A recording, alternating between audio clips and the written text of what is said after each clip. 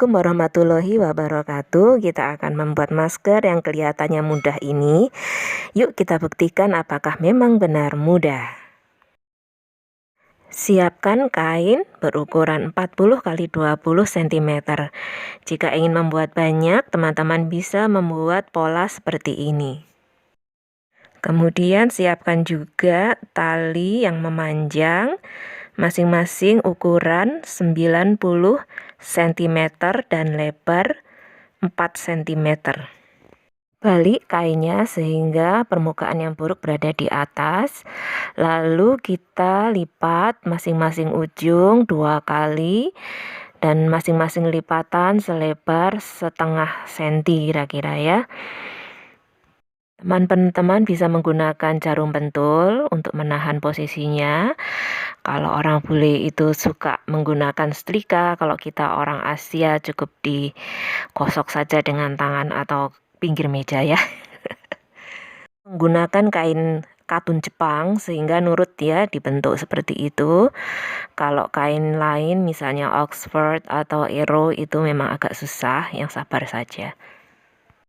Lalu kita lipat menjadi 2 bagian, tapi bertemu ujungnya tidak pas di pinggir ya, agak dimasukkan sedikit karena itu nanti untuk masuk tisu atau filter, jadi supaya nanti tidak merosot ke bawah kalau pas digunakan. Pula yang meletakkan pertemuan 2 sisi atau 2 pinggiran ini pas di tengah nggak apa-apa, yang penting nggak di pinggir. Emang ada sih yang letakkan di pinggir, tapi setelah saya coba itu tisunya sering merosot. Atau kalau memang sudah terlanjur, posisi saat pemakaiannya, bagian untuk memasukkan tisunya kita letakkan di atas saja dekat hidung. Paling krusial ya, mulai melipat. Kalau saya tidak memakai ukuran, kalau teman-teman mau pakai ukuran juga boleh.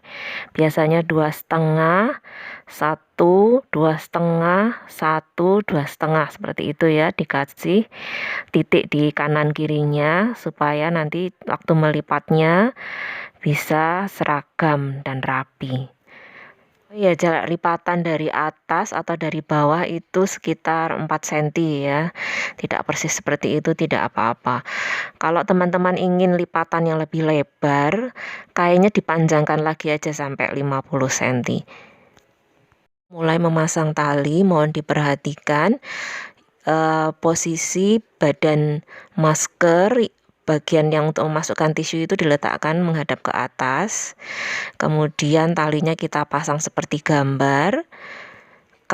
Permukaan yang buruk berada di atas ya. Terus kita jahit bagian itu kebetulan satu warna. Kalau misalnya 2 motif itu permukaan yang buruk yang paling atas.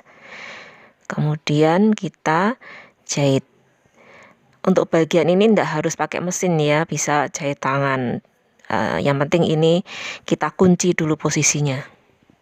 Yang pakai cara langsung dijepit gitu ya, jadi talinya itu langsung dilipat 4 kali masuk ke dalam, itu juga nggak apa-apa. Tapi kalau saya lebih mudah menggunakan cara ini karena posisinya langsung dikunci dulu.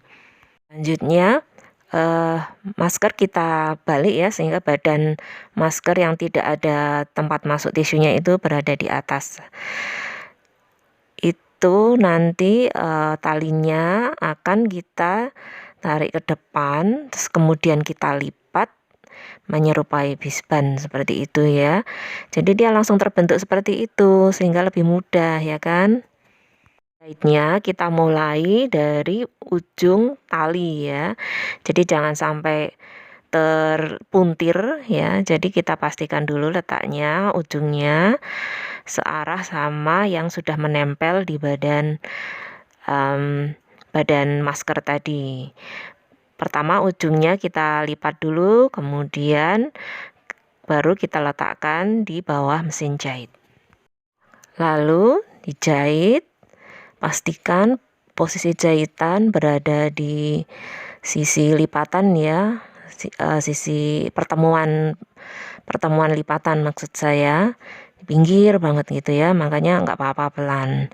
Sebenarnya kalau teman-teman punya gigi yang itu ya, yang khusus buat kayak pembuat bisban itu ada kayak ada corongnya gitu, ada.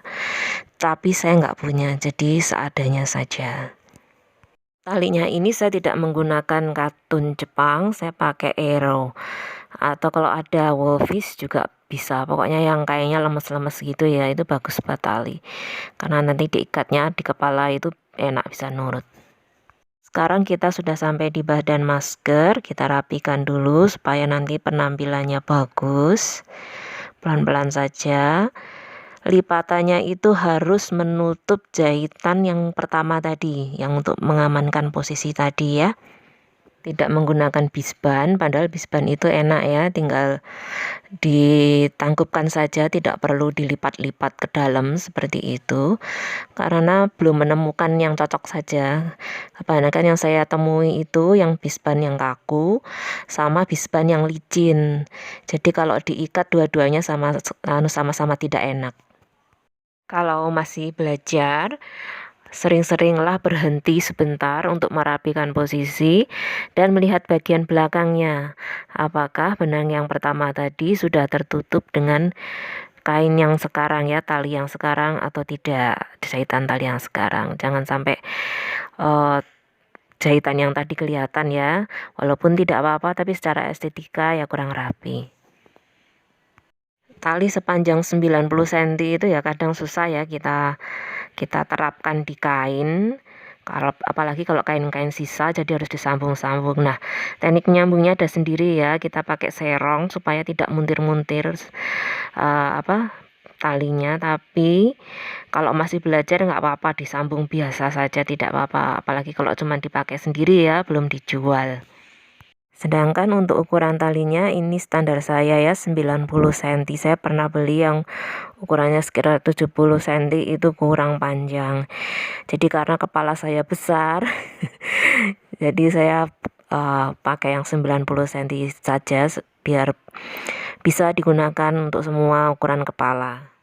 Nah, yang punya anak cewek dan pengen kembaran itu, biasanya kalau cewek-cewek pengen suka kembaran, untuk anak-anak SD itu kira-kira ukurannya itu polanya aja itu 18 kali 30 cm. Kemudian lipatannya cukup 2 aja, nggak usah banyak-banyak anak-anak. Kemudian talinya saya kira 70 cm itu sudah cukup. Jadi tinggal finishing, benang-benang itu dibersihkan semuanya supaya kelihatan rapi. Mudah kan? Ini kalau sudah bisa cepet banget loh, ini jadi banyak. Ya, sampai di sini dulu. Wassalamualaikum warahmatullahi wabarakatuh.